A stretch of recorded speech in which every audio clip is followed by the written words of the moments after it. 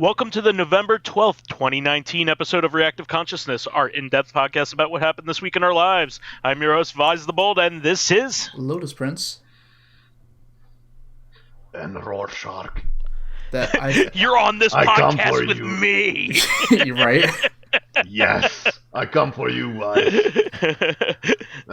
It's Dracologist. Hello, guys. When the closest thing that you have to a good guy in your story is an absolute psychopath. Put the waste in the toilet. Simple, really. He's not. I wouldn't say he's a psychopath. He's just. He's just. Are you fucking kidding me, dude? He breaks people's fingers for fun. He just murders people. I mean, I know he's supposed to be the voice of reason. So does the Punisher. And the Punisher's also fucking crazy. Like, Rorschach he's a psychopath, too. Rorschach is supposed to be the voice of reason, which is the whole irony of the situation. Anyway, what I heard is Rorschach is the hobo Batman. Yeah, yes. I mean, Night Owl's probably more like Batman, but Rorschach's in there. Rorschach is supposed to be like the Question, literally. Was he? I thought that the Question was designed after Rorschach. That's what I mean. Oh no! The Question was made back in the 50s. Oh, okay. It's the other way around. All right. So what happened was the original concept was that DC had just acquired the company that made it was Charlton Comics, I think, that made the Question, the Blue Beetle, and one other character, I forget what it was, and the Blue Beetle. They didn't want to mess up the characters that bad that soon into the DC universe, so they ended up just changing them slightly. So Night Owl is supposed to be Blue Beetle. Oh, Blue Beetle. Okay. Yeah. And Rorschach is the Question. So yeah. He's a conspiracy theorist. And what's that? Even the Question is like a nut. He's just not violently insane.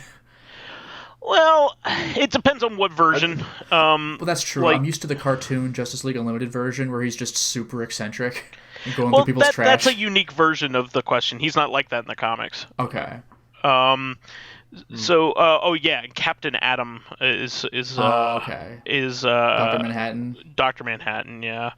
But yeah, I think that covers everybody. I don't know who Ozymandias is supposed to be. Or like Silk Spectre or anybody. I think those are original. But Silk Spectre would be a Black Canary. No, yeah, but that was supposed to be based on those Charlton comics. So, I think it was those main three characters, and all the rest are original creations. But anyway, you can't go by any of those characters. I mean, the Night Owl is the closest thing you have to a reasonable person, and he has absolutely no no impact on the plot. Well, yeah, Watchmen's message is pretty much the same as the message of just about any Alan Moore comic, which is people fucking suck. Everybody in Watchmen sucks for different reasons. And the bad guy is debatably a good guy. Yeah. Although I kind of don't understand what kind of lightning hit the Watchmen series writer to connect white supremacy and Rorschach. That I wouldn't know. It makes sense from a certain standpoint. I mean, he's a person with with extreme views. Extreme views, but not. Well, at the same time, though, Dracologist, consider real life. A lot of people who are fans of something may not necessarily know what they're about. The people who talk about how, the Joker and Harley Quinn have a great relationship, but they've never read a Batman comic in their life, or they would immediately know how fucking ridiculous that is. Or, Star Trek. I can't believe Star Trek is getting all SJW. It's fucking what? Or have you ever heard of Star Trek? People that are criticizing Hideo Kojima all of a sudden for being political. Yeah, Hideo Kojima has long cutscenes in his games? What? This is bullshit. for being political. Hideo Kojima's never been political, we know that. I seen Star Trek a Discovery scene that I thought I going to implode from the cringe. The other was about Hideo Kojima, I just wanted to talk about, like, boy, that brought out a lot of people, that comment. I mean, it's not Metal Gear Solid, so who knows? Maybe it'll be, oh no, it's long and the gameplay's okay, I guess, and there's lots of heavy cutscenes. I can't believe that Kojima would make a game like this, even though this is literally more gameplay than some of the other games he's made. Yeah, well, I did actually want to get into that. I mean, that was the first topic. So I'm not going to talk a lot about this because I'm actually going to save this for CoreCon. We're doing this week a topic about acquired taste games. Because that's what inspired me this week. I bought Death Stranding this week. It released, and it is an acquired taste game. I heard that a lot. Yeah, I mean it.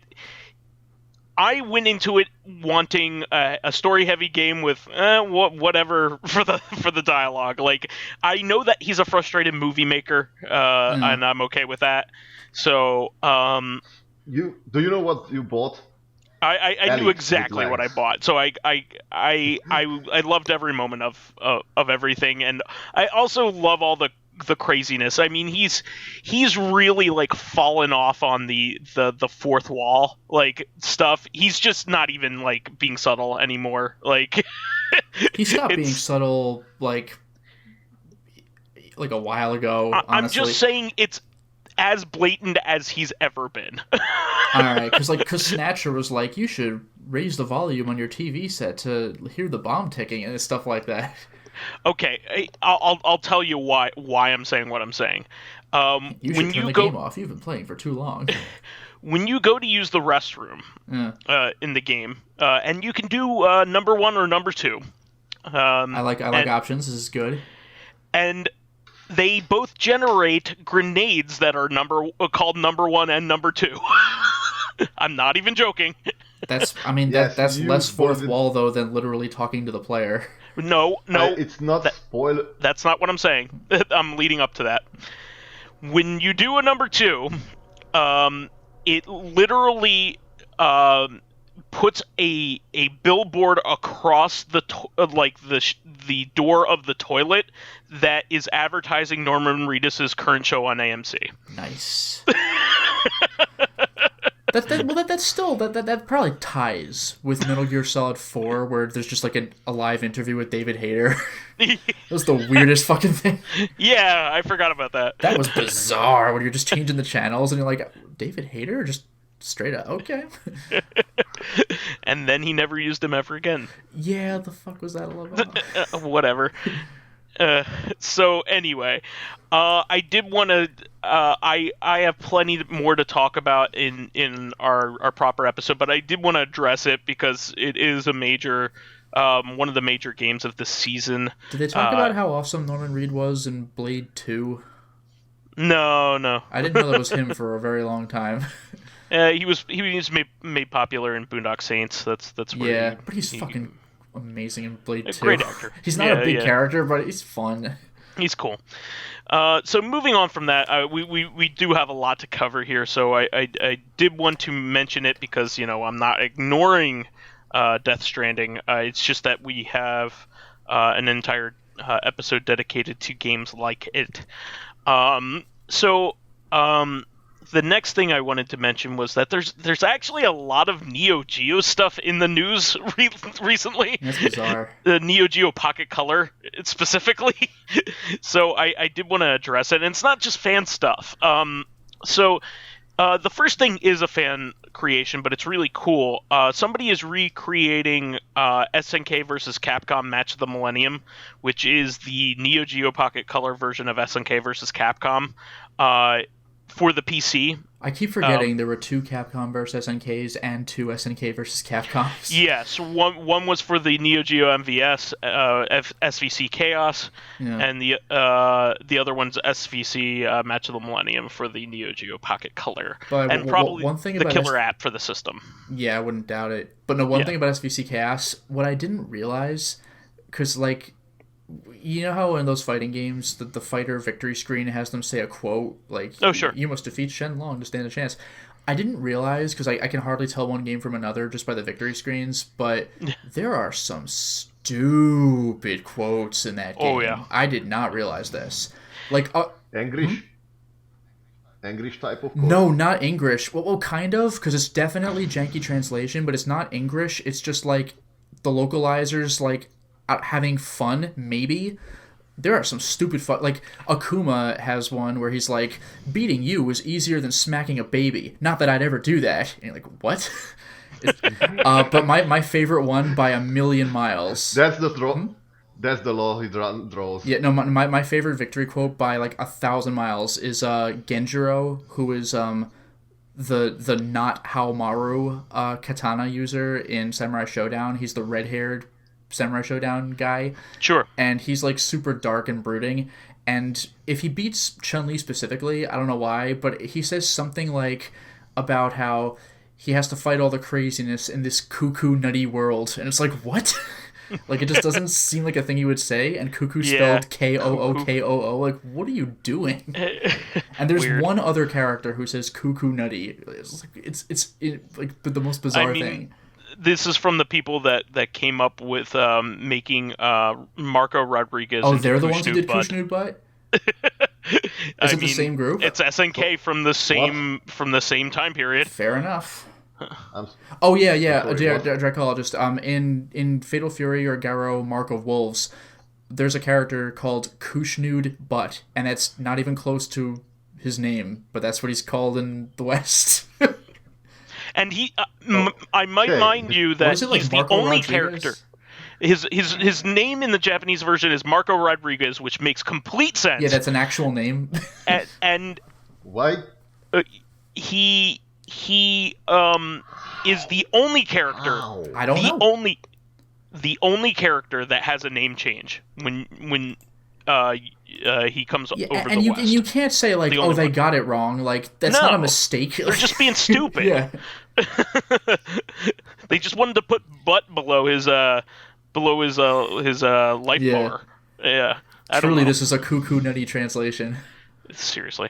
But a fan is making Pocket Fighter EX, which is a 2-player modernized widescreen version of that SNK versus Capcom Match of the Millennium on the PC. I am in love. Cool. I can't wait. Because that's one of the best games, and it is difficult to play 2-player. You know what they need to release? It's an 8-bit game, right? What was?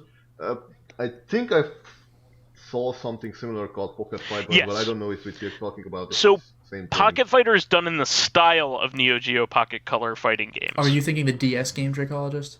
No. There was a recent PC game and Switch game called Pocket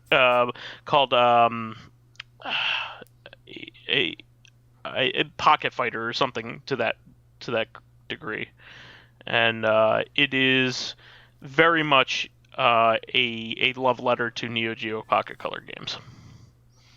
Yeah. So anyway, I have the Switch version of that. So anyway, moving on, because we got plenty to talk about here. So in the same vein, SNK is releasing as a pre-order bonus for the most recent Samurai Shodown, which is getting a Switch port.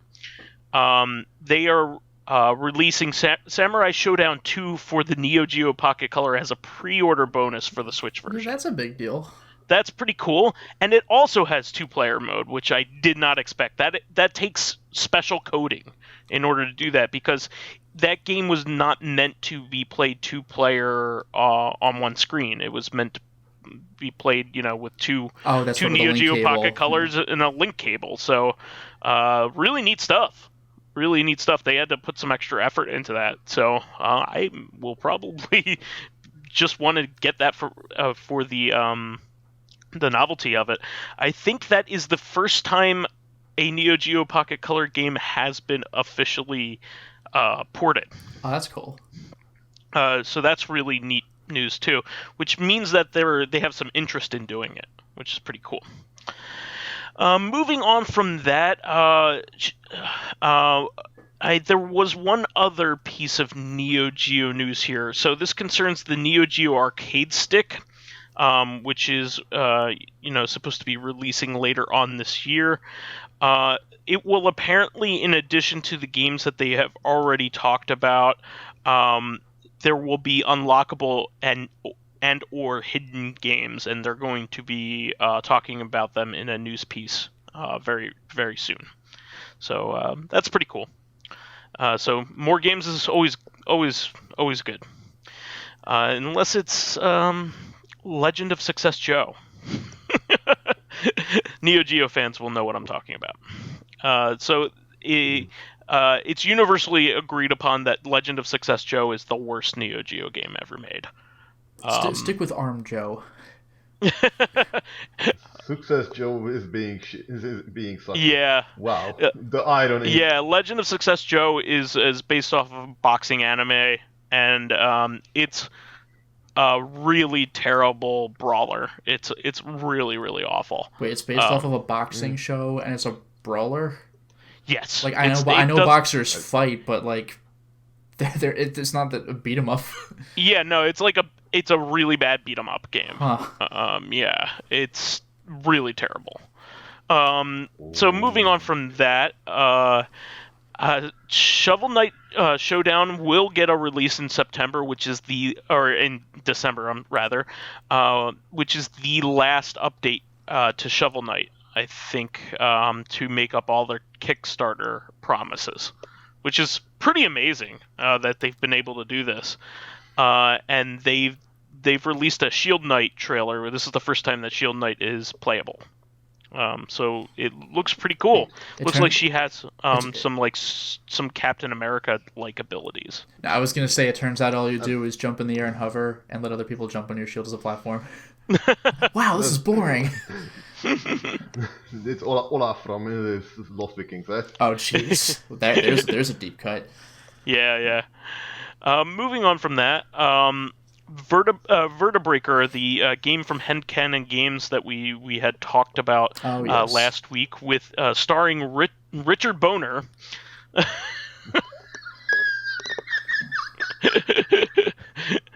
I get it. Yeah, unfortunately, was set to miss its Kickstarter goal, which is very unfortunate because the game looks excellent. If you just take a look at despite its silliness, the animation and physics look pretty god tier, and it's made by the makers of Freedom Planet, so it's going to be good. Very momentum based, very speed. Yeah, exactly. I think what I kind of sort of stick with me is that one of your enemies, sort of this Wicker Man, the giant Wicker Man, and it does like a sort of Shoryuken Kamehameha style bomb made from Wicker.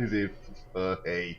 Yeah, it looks really neat. So what they promised to do was come out with a more bombastic campaign later on, so they could try to attract more people. So they are trying. They're not giving up. In other words, which is very welcomed. So that's good. That's good. And also, we mentioned Xeno Crisis last week. I wanted to reiterate that it did release this past week, and it apparently is a great game. Like, everybody is putting showering major acclaim on it, and there are multiple ways to play this game too. You can even go to their website and buy the ROM for like €15, and then no, it was £15. Yeah, £15, and put it on a Genesis flash cart, which is really neat. Not bad. Yeah, it's really cool. Or you could buy the Switch version or the Steam version for $20, which is still very reasonable.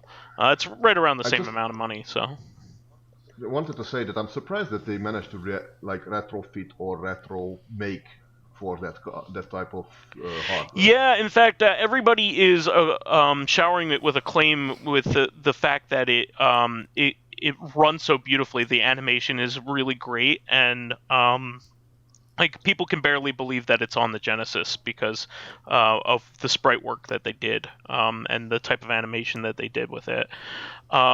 And it's coming out for a whole slew of other consoles as well. It's coming out for the Dreamcast, and we'll have like virtual on twin stick support, like crazy shit. They're going to release a version of it for the Neo Geo. I think it's all supposed to be relatively the same game. I don't think there are any enhancements even or anything like that. I think the Neo Geo one will of course have to have like support for feeding credits and things like that. But I think the graphics remain the same and the content. So you just pick your favorite version. That you want to play. I'll probably end up getting on the Switch because that's my thing of choice. But I can foresee myself buying a download code for the ROM, so I could play it on my Mega SG. So speaking of, Mega SG got a major firmware release recently. So those of you that are keeping up with this will want to keep an eye out for the jailbreak version of this coming out probably pretty soon. But this is a major update. So they added 32x support to the in conjunction with the digital to analog converter. So you can actually use a 32x with the system. A bit. You do have to put the system into analog mode with that converter, but it still works at least, which is pretty cool. Let's see here. There is just some minor fixes elsewhere, but what's always really, really good is... oh, wow. So the Game Gear adapter supports the TV tuner now? What? Bizarre. Okay. So, for those of you that didn't know, the Game Gear had an over-the-air antenna that you could shove into it and watch TV off of back in the day. It gets one channel now because that's all that's supported on an analog signal in America, at least. There's one channel per area, I think, that works for emergency reasons. But you can do it. That's pretty funny. And support for all the cartridge adapters has been added that haven't been included yet. So, which probably means that they're gearing up to release the cartridge adapters for purchase, which is pretty cool. Like if you want to buy like the Mark III one, the Japanese Sega Master System converter, the Game Gear converter, and all that stuff. So I'm kind of still waiting for that. Just one box that contains all the old school release consoles. What? Like all the hardware could fit into a box by today's technology. I Probably your best bet is the Mister. I've talked about it a few times on the podcast at this point. So the Mister is an FPGA system that people have been programming different cores for. They're very, very good, very, very accurate, way more accurate than something that's on a Raspberry Pi or on Windows. They're FPGA, so they're hardware emulated rather than software emulated. And they have pretty much every system, like before the 32-bit hits. Pretty much everything, and it's pretty much perfect. So I would buy one of those, and you can get all the different Sega systems before the Saturn, like all like even obscure computer platforms like the Spectrum are going to be on there. Commodore 64, MSX, all that stuff. I think they're working on the Amiga as well. I think Amiga and Atari doesn't really need a console. Like they already are big platforms by themselves. Well, Well, I And think the idea with this thing is that you don't have to have an old PC. You know what I mean? Like well, you don't need to have all that old hardware. I seen both like Commodore 64 upgrades, like they basically made a Commodore 64 laptop. Nice. And there is something called, I don't know if it still exists or has been upgraded, but I think there was something called the Pegasus, which is an upgraded version of an Amiga. Like I think it's an Amiga PC hybrid. That's neat. Well, it's another option, and I think to get all the parts for the Mister and put it all together, it's roughly around $200, and you get all of these people are working on even arcade cores now, so you can have like extremely accurate representations of old arcade games, like a lot of old Capcom games are being put on there right now. Ghouls and Ghosts and Ghosts and Goblins and a few others. So people are working on those, and they're turning out extremely well. It's like more accurate than MAME, that kind of thing. So really, really cool stuff. I would look into that if I were you, because it that kind of thing is the future. Having all of the systems FPGA in one place, and you can pick which system that you want. Really cool stuff. But anyway, that's really big news for Mega SG owners and people that are thinking about buying one for sure. So moving on to that, from that, we're big visual novel fans here. Non-porn visual novel fans here. Story-driven ones. Non-date simmy ones, and apparently Raging Loop is set to be another classic. We keep getting these recently, like a lot of fantastic visual novels have been released recently, and apparently this one's really good too. I don't know much about it. Have you heard about this one, Lotus? I've heard the name, but I don't know anything about it. Yeah, I don't know much about it other than I don't know the mechanics or anything like that. Okay, I'll read the description on Steam. Immerse yourself in a thrilling psychological horror story taking place in the secluded Japanese village of Yasumitsu. The heavy mist surrounds the place, preventing everyone from leaving. Ancient gods have come back to haunt the villagers down one by one. The feast has begun. Can you escape the village alive? Ooh. Well, no, because the mist prevents everyone from leaving, so it's too late. I won't miss it. But yeah, I mean, we've had a lot of fantastic visual novels. I mean, we had recently, the newer versions of the Steins Gate games and the other science adventure games recently, and AI Somnium Files. Yeah, I heard AI was brilliant. 428, which I've actually played, which is one of my favorite games that year. Yeah, I mean, there's no shortage of really fantastic visual novels that have been released in the last 2 years. Apparently, the House of Fata Morgana is also very fantastic, Yeah, I hear and that's a recent really release. Good, yeah. Well, the console version's as recent, I should say. Yeah. But yeah, apparently all of these are like classics that will be played for years to come, and apparently this one fits right in. So it's definitely on my wish list. I think, yeah, the Steam version doesn't have English support yet, I don't think. Just checked on it. Yeah, so the Switch version does, though, apparently. So that's a bit weird. Yeah. So I don't know, but really cool stuff. I'm very much looking forward to that. Let me see. I think you can buy it on. Yeah, you can. Oh, it's a pre-order, so it's coming out actually later on in the month. So actually, I'm a little early with this. You can get the Switch version pre-ordered for $40 with a really nice art book on Amazon right now.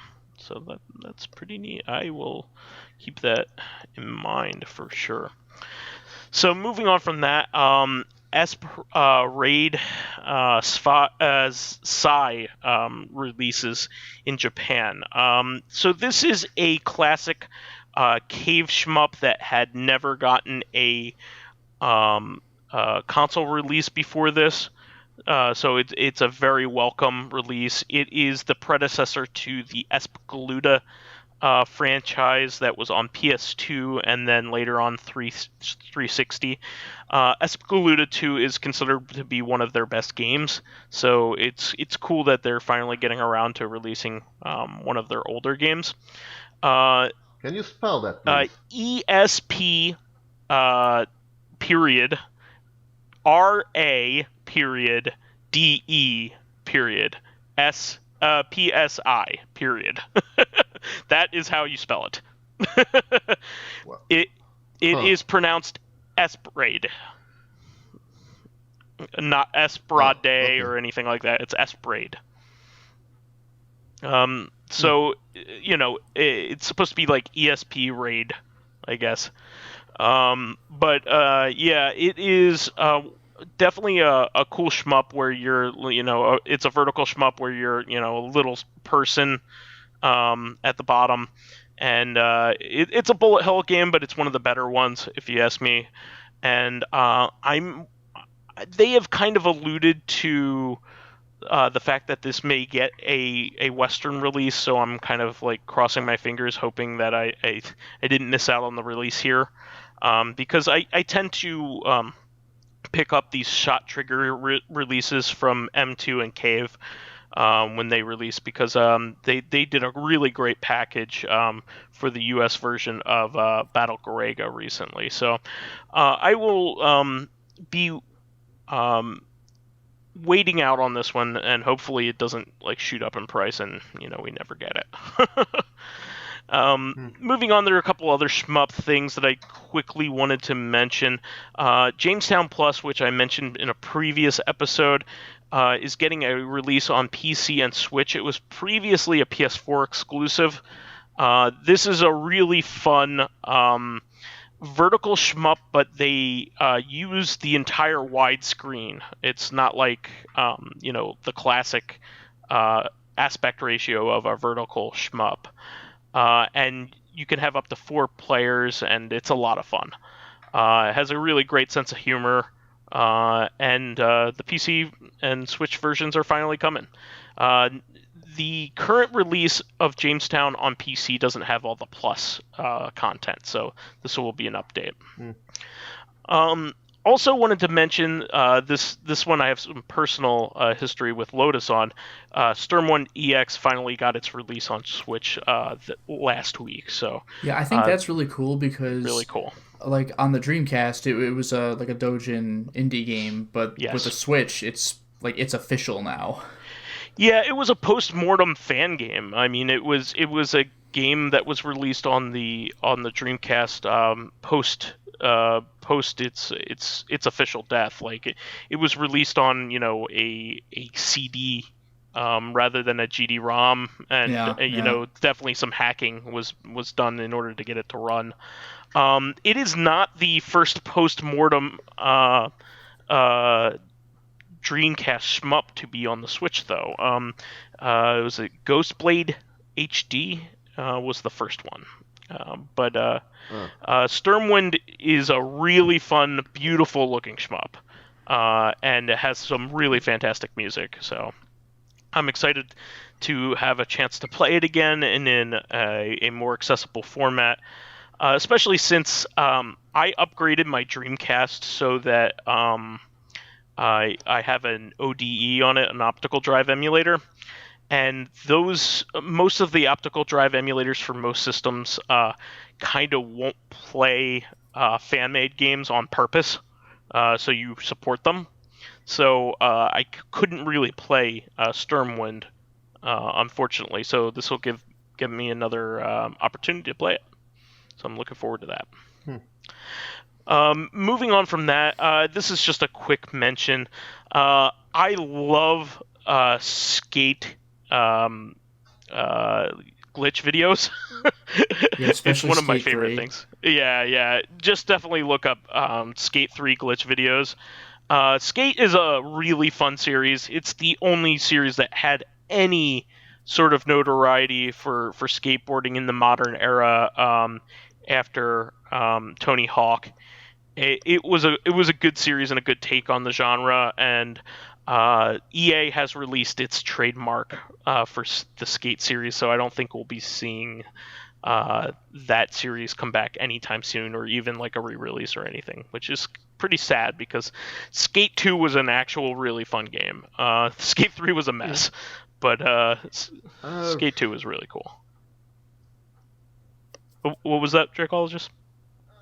Nothing. I just thinking about how many extreme sport games I passed under my hands, and I can't say I had any. I'm not a big sports fan, but extreme sports are like up there with the ones that I like. So I mean, like that's what I mean. Yeah. Like I played. My brother forced me to play FIFA and NHL and stuff like that. But extreme sport, I'm trying to think if I like snowboarding games. I like the SSX games. Those were a lot of fun. 1080 was a lot of fun. My brother played Tony Hawk 1 and 2, but like unless you count NBA Street, that's probably it. I mostly play motorsports like cross motor and stuff. Yeah, like the rally, any rally game is usually pretty fun. I love rally, Sega Rally. Those are all a lot of fun. I never played any rally games. Yeah. I did Motor Racer and its ilk.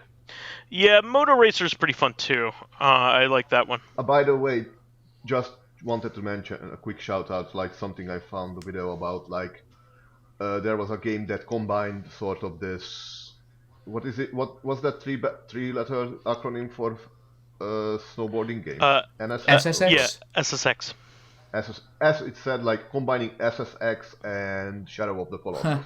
Whoa! You snowboard up a Colossus. It makes no sense, but it happens anyway. You're hunting some sort of monster while snowboarding. Nice. That's really cool. What's that called? Let me hold on. I have. And then there's Ski Free, where the monster hunts you. Yeti. Unless you press the F and you can get away from it. But then his friend comes after you. Like, there's no permanent escape.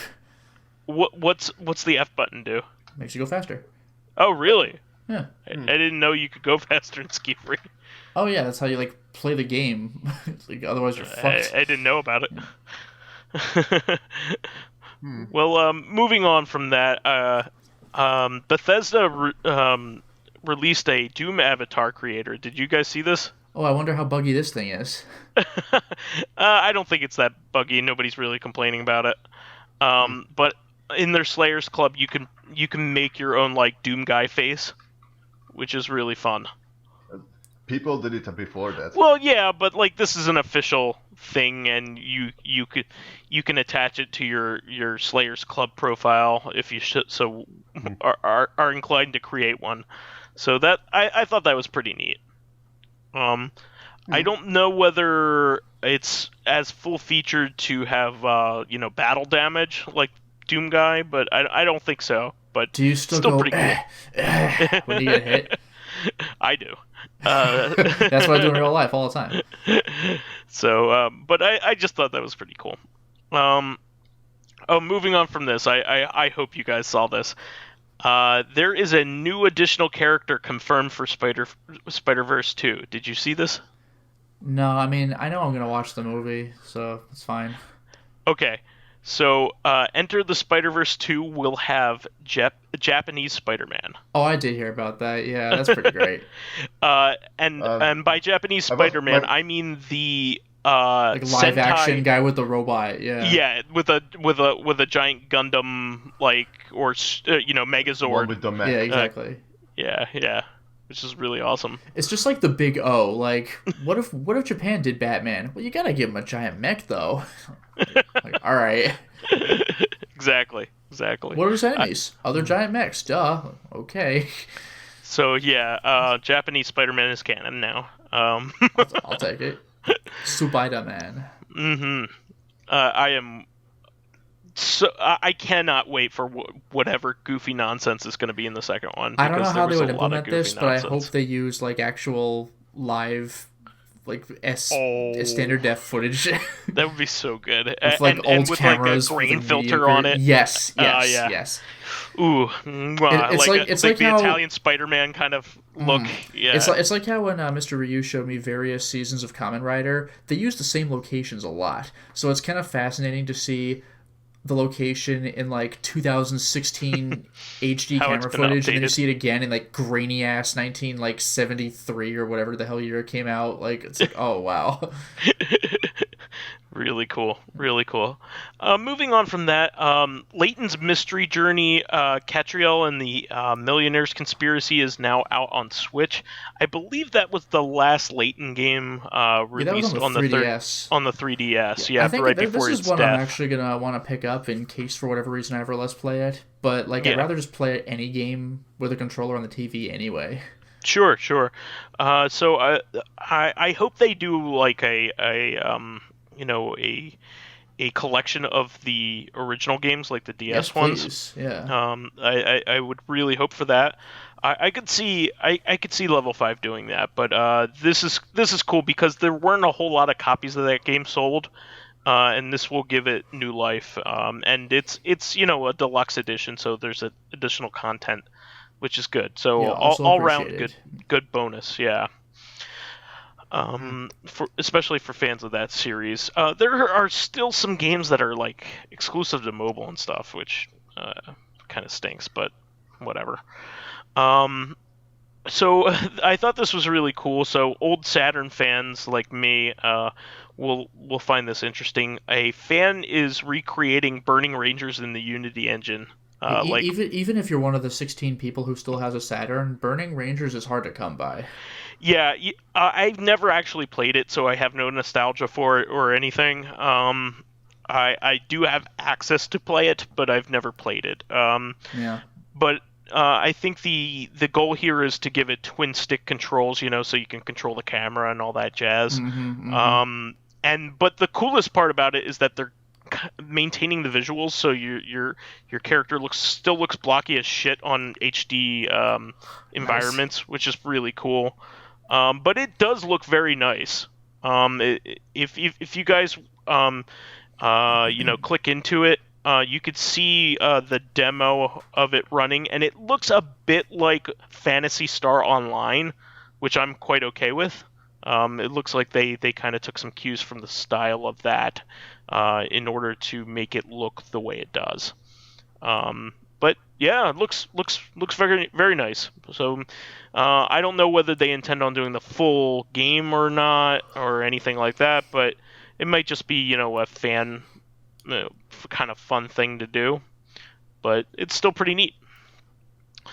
Moving on from that, apparently Sony was impressed with Guerrilla Games so much with their last two games, Death Stranding and Yeah, Horizon. Horizon Zero Dawn, that they made the director. Oh, it's the same developer? Oh yes, Guerrilla Games. Huh.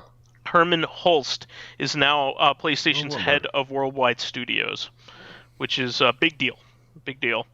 So I've always said this. Sony, PlayStation stuff tends to, out of all the console stuff, tends to have like the most solid first party titles. I mean, Nintendo does as well, but I mean amongst Xbox and Sony, Sony has the better exclusive lineup. So really cool stuff. Their first party output is excellent. I really love Sony's first party games. I still haven't gotten to their one of their major ones from a couple years ago. God of War. I haven't had a chance to play it yet. Yeah, I still need to play that. Yeah, I need to go back to that. I need to play Last of Us. Last of Us is great. I'm pretty caught up on Uncharted. I just haven't played the more recent spin-off game. Yeah, I it's played alright. through 4, but yeah. Moving on from that, Enter the Gungeon just kind of updated their website, and it looks really neat. They have new pages for Exit the Gungeon, which is currently a exclusive for Apple Arcade, but I think it will be it's gotta have to move on to other platforms eventually, because I think that series is too popular. But as of right now, it is an Apple Arcade exclusive. But the other cool thing is that they have a trailer for their new arcade game, House of the Gun Dead, which is really cool. So it is a House of the Dead style light gun game for the arcade. So really cool stuff. They have a trailer on there about it and everything, which is really neat. So moving on from there, Dead Cells, which is a really great roguelike Metroidvania kind of game, just got. That's an interesting one. Yeah, it's really good. A Robot Named Fight is another really good one that's kind of similar. Have that too? Although I didn't play that much. Yeah, Dead Cells is actually, if you ask me, like the premium title of the two. Like, it has a lot more content. Yeah, I think my only problem with that it has a little bit of a problem with enemy health scaling. Yeah. Like after 3 levels, the enemy's health just becomes ridiculous. Yeah. Yeah. You have to get very lucky with your drops. Let's just put it that way. But they released a major update called Corrupted recently, so that's really cool. And I think it is a free update. And this is the 15th update since the original launch on the PC. So it's a big addition. It has a new mini level or mini biome, and it provides an additional path, which is pretty cool. So it changes the flow of the game for sure. So this is definitely and there's other stuff they added as well. So I would definitely check this out if you are a fan of this that kind of gameplay, or were thinking about picking this game up. It's one of the better games like this out there. I kind of fell off with it just because I got distracted, but I thought it was a really fun game. I really enjoyed it. Moving on from there, this is something Lotus would think was pretty cool. Resident Evil games have started to go on vinyl. So I mean, like, I don't care like about vinyl. I mean, like, the art's cool, but like, yeah, all right. No, I get it. But I think it's still cool that it's happening. It's a cool showcase, I suppose. Yeah. So Resident Evil Code Veronica and Resident Evil 0 are the first ones. Strange that those are the first ones. Yeah, especially 0. Like, I quite like 0, but like, I'm the only one. Yeah, and Code Veronica is also a non-numbered title, so... Yeah, Code Veronica was Resident Evil 3 before Resident Evil 3. Well, no. Well, they're being simultaneously developed. It was Code Veronica. It was like 4, wasn't it? It was released after 3. It was released after 3, but it has mechanics that predate 3. Like, you have to press the button to climb stairs, whereas in Resident Evil 3, on the freaking PS1, you could just smoothly walk up and down as you please. Yeah. There's some weirdness going on. Well, it was developed for the Dreamcast. It was they were trying to have that out in time for the system to die. Yeah. Perfect timing. It's also the first Resident Evil game that I ever played and beat, so... I like that one in particular, but definitely not a vinyl that I'm going to be picking up. It is a difficult one. It's actually kind of funny that I played through that one first, because like all the rest of them are much easier. Yeah, in comparison. Oh yeah. Yeah. 5 is brutal, or not 5. Code Veronica. But I will say though, like, I don't remember a lot of music from a lot of Resident Evil games, but like, the save music, I had to look it up again, to be honest. I was looking up Resident Evil save music, like 1, 2, and Code Veronica, like a night or two ago. Man, they're really, really good, though. Code Veronica's save music in particular stands out. Yeah, Or I not mean, save music, save room music. But... I am a collector of video game vinyls, but I have to draw the line at sometimes. I collect Konami and like specific ones after that. So this is probably not one I'm going to be picking up just because I have a lot to begin with. But it's still pretty cool. If I didn't have to devote my time to a lot of other ones, or money and time to a lot of other ones, I would pick it up though. My father had a vinyl collection that would cover the entire Oh, wall. wow. Yeah, right? That's badass. So, It was. moving on from that, I didn't know this was a thing, or that this existed, but Bubble Bobble for Friends is going to be released for Switch, which I did not know of its existence. So apparently this is Bubble Bobble 4. Which is pretty insane. I love the Bubble Bobble games, and I don't know how they are making this Bubble Bobble 4 because the chronology is as messed up as the Wonder Boy series or worse. I do know that like it's one of those games like Mr. Go. Mr. Do? That too. No, what Bubble Bobble? Yeah, it's one of those old games that had a certain charm to it. Yeah, so it's a Bubble Bobble is a single screen clear 'em up. So it's it's like Snow Brothers or anything else like that. Or Joe and Mac 2 in the arcade is like that as well. I do not. I'm always thinking that. I wonder if the game mechanic was altered in the Commodore 64 version, because in the original version you could like do various tricks with, like if you bubble up an enemy you could knock down and would like create a shockwave that would roll through the track and knock them down. Sure. I only remember that game that we were terrified by the bone skull thing that kind of Yeah. Like suddenly the music speeds up, like oh no. Yeah, so there was a mechanic where if you stayed on a screen too long to hurry you up, because this was originally an arcade game, they would have a character that would an invincible bad guy that would come to kill you, a la Evil Otto from Frenzy. Yeah, exactly. So but like, the funny thing is like in Berserk and Frenzy, it's just a little smiley face. Yeah. But like it is so Terrifying. Scary when it shows up, especially in the versions of the game that let you kill it, because it'll come back noticeably faster. Yeah. And it's just like there comes a point where it's literally too fast to react to. You can kill it twice, and that's it. Yeah. I think. Do you know the story behind it? By the way. No, I don't know the story behind Evil Otto. Evil Otto was the developer crew's like security guard, I Nice. think, who was like genuinely fucking with the crew, because like he was locking them out, locking them in, listening to music too loudly, stuff And like so that. they turned him into a smiley face of death. Yeah, because he was doing everything with with shitty. Oh, that's Oh, magical. wow. That's funny. Well, this is cool because so Bubble Bobble has a weird chronology, like I was saying.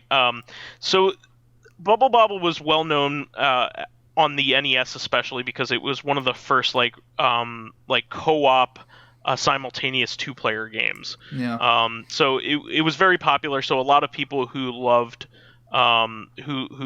who owned an NES know about Bubble Bobble, but there are plenty of sequels that this game got, and it kind of like split like a bunch of times. So it has like two or three. No, it has three sequels that can be counted as Bubble Bobble 2. So there's Bubble Bobble Part 2 for NES. That's a unique game. There's Rainbow Islands, which was its arcade sequel. And then there's Parasol Stars, which is its sequel on the PC Engine or TurboGrafx 16. So those can all be Bubble Bobble 2, and they're all unique games. And then the third game would probably be Bubble Symphony, which was made in the same era as like Elevator Action Returns. So that was a really beautiful game. So anyway, Bubble Bobble 4 looks really fun, and it has like a widescreen presentation, and it looks like it's 4-player, hence Bubble Bobble 4 Friends. So I'm looking forward to it. Plus, this is one of the games that me and my fiance would play in the arcade, so it's pretty cool.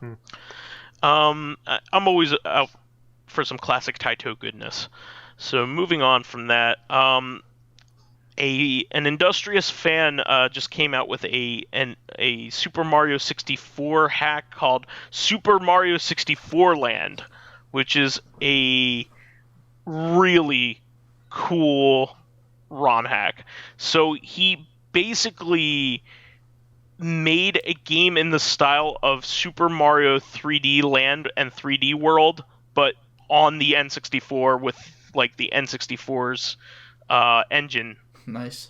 Mario 64 engine, and he made it so that you can like get all these different suits that you couldn't originally get in Mario 64, like the Tanuki suit and like Cat Mario. 8 new bosses. Like it's an insane ROM hack. It's really, really good. So I would definitely take a look at this, guys, and patch your Super Mario 64 ROM in order to play this, because it is a completely new game, completely different style. It is not a normal ROM hack, and you usually don't see this kind of extensive ROM hack for 3D style games. You just don't. And there's all kinds of new assets and all kinds of crazy stuff in this. So definitely worth playing. It's not like a harder version of Mario 64 or anything like that. It's basically a full brand new game, which is pretty cool. You should definitely check this out. Moving on from that, there are some new Amiibo coming out as well. November 15th, we're going to see Simon, Crom, and Incineroar. I am definitely excited for Simon, and I probably will get Crom because I kind of get the Fire Emblem characters. Incineroar, not as much, but what's up? Which Simon? Simon and Belmont, Yeah. yep. Okay. So Castlevania is probably up there with my favorite video game series of all time. Of course, I want a Simon Belmont one. But later on in January, on January 17th, they will have Richter Belmont, which I want even more, and Dark Samus, which is really neat. And Yeah. Yeah, I don't think they're doing Alucard, unfortunately. Yeah, Alucard is a boss character, not a playable character. Yeah. Oh, okay. Like suddenly. Oh wait, I'm sorry. I'm sorry. He's He's not a boss. Dracula's a boss. Alucard is a trophy, I believe. Is his trophy? Yes. Wonder what I heard about SSBB. Was like someone pointed out that someone made a screenshot of one of the Mii's wearing a Cacodemon hat. Oh, I saw that. Yeah, Not yeah. sure if real, but that would be amusing. And there was one other character as well. I think there was the Master Chief as well, something like that. But yeah, that would be pretty neat. But I wouldn't hold my breath. Moving on from that, I have a couple non-video gamey things that I quickly wanted to go over. Disney has announced that they're moving all of their streaming of FX network stuff to Hulu. Which is pretty cool. So they're kind of unifying it. All of their stuff is all over the place right now. For FX, they're still going to have like the FX channel on TV and FXX, which is their second channel. But all of their shows are going to be all in one place on one streaming network, and they will also have updates to all of their shows almost immediately. So any of the FX original shows, like kind of like the ones that we've been talking about, like Fargo, for instance, or Atlanta is one of my favorites, or any of the ones in the past, like Rescue Me or The Shield, and all the future ones that have been and current ones that are being released right now. like Archer and all that, will all be on Hulu and will be up to date. I think Hulu versions will be updated a day after airing on TV, which is really great, actually. So that's pretty cool. I haven't had much of a use for Hulu lately, so I was kind of thinking about getting rid of it, but now it's a bit different because I'll be able to, watch any of these FX shows. I've been meaning to watch to catch up on some of those shows, so I have to watch a couple episodes of Atlanta's second season before the third one releases. So very happy to see that. And final thing here, I just kind of wanted to do a shout out. Dr. Sleep released this week, and I'm pretty excited to go try to see that. Apparently, it's a good marriage of the book and the movie of The Shining in terms of like backstory. So definitely looking forward to that. My fiance and I are thinking about going to see that tomorrow as of this recording. So hopefully, I'll have something good to report. Any thoughts on that one, guys? Not particularly. Okay. I should be seeing the Shining first. I would say so. I mean, the Shining is a seminal horror classic. It would definitely be in almost anybody's top 5 list, for sure. It's up there with Psycho, Alien, The Thing. Honestly, I wasn't super into it. Like, it's well made and everything, but like, I didn't get the insane hype that surrounded it. I thought, I was like, it's a good movie. Yeah. Well, there's something for everybody, for sure. Exorcist. Exorcist is another one I forgot. I haven't seen that to one. include that. Speaking of, you were talking about releases, and Fate, the Unholy Trinity, is coming out on Steam. What I heard. What is that? Yeah. Fate. It's a strictly 8-bit horror game starring a priest whose only weapon is his cross and his fate. And it's really good. It is really good at setting up an atmosphere. Like, the best thing about it is using Sam as to read out stuff. If you don't know, Sam is... Oh, Microsoft Sam? Like, not Microsoft, Commodore. Like the smart analog, I think it's called smart analog mouse, is sort of this speaking, like text-to-speech synthesizer used by the Commodore. Okay. It has a very distinctive voice. Okay, because Microsoft also has a Sam, but it probably sounds different. Like, if you heard anything, some sort of robot voice from a Commodore game, then you would recognize it. There's actually a sort of a site for it where you can just use it and type in stuff to say make it. Oh, this looks super creepy. Really jeez. Yeah, it's got. What I like, the average game are really simple graphics, but there are actually cutscenes that are very well rotoscoped. Oh, nice. Which are really. It never relies on too much jump scares, but it does make some really, really unnerving situations and scenes. This looks amazing. Like, you should just watch the video of it. It's insane. I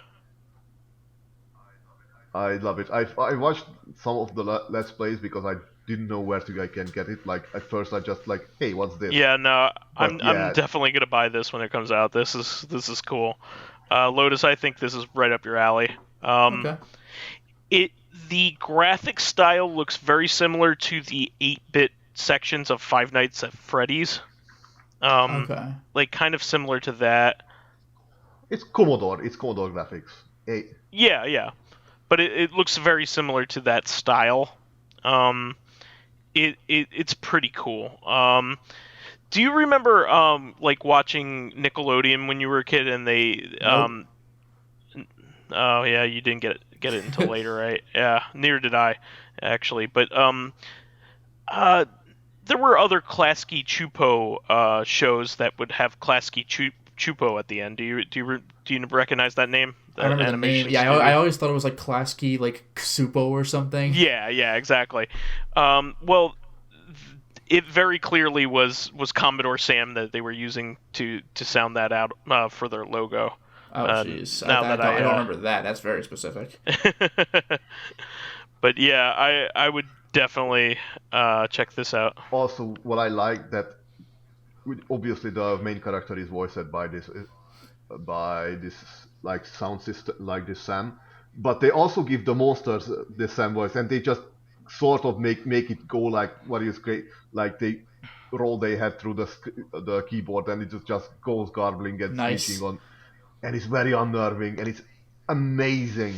Yeah, like this is really cool. It does have a few little shortcomings, like one of the first enemies like kind of can jump you from the side of the screen if you're not careful, which is kind of bullshit death, but otherwise it is like, also it's kind of going through several kind of, like not just the Exorcist, but many type of like scenes, even like stuff like Children of the Corn and Omen. Yeah, it has some rotoscoping going on too, which kind of makes me think of like Another World or oh, sure. Or like old school Prince of Persia.